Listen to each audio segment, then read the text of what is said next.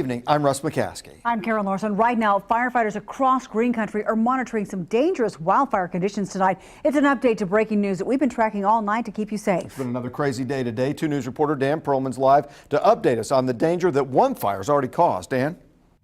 Well, Russ and Karen, these right here are the front steps leading into what was a trailer home. You can see behind me what's left of that trailer home. It's one of 3 destroyed in today's fire. Now, firefighters tell me this fire burned up to 400 acres here just north of Muskogee. The good news is no one lived in the homes caught in its path. Several people, farmers, live nearby. They tell me it was just a matter of moments from when a train went by and the fire was spreading. That train come by, and just in a few minutes, while somebody was knocking on the door saying that there's a fire, and we looked, and there was fire all up and down the railroad track. Firefighters tell me the fire here is contained. They say they are going to stay out here all night so they can treat any hot spots that may flare up. Live just north of Muskogee, Dan Perlman, 2 News, works for you.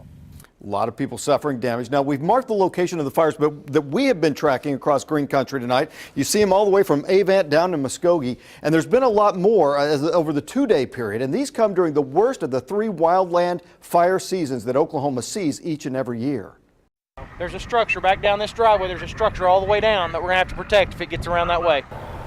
Firefighters putting out hot spots tonight after a wildfire threatened several homes in the community of West Fort. That is near Keystone Lake. Homeowners kept a close watch as the fire inched closer and closer to the properties. Some of them took matters into their own hands, watering their yards and houses.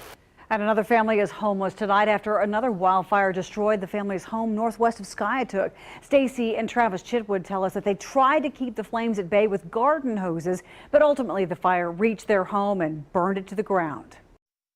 You never think anything like this is going to ever happen to you or anyone you know, or you hear about it happening, but when it happens to you, and it gets this close, very scary.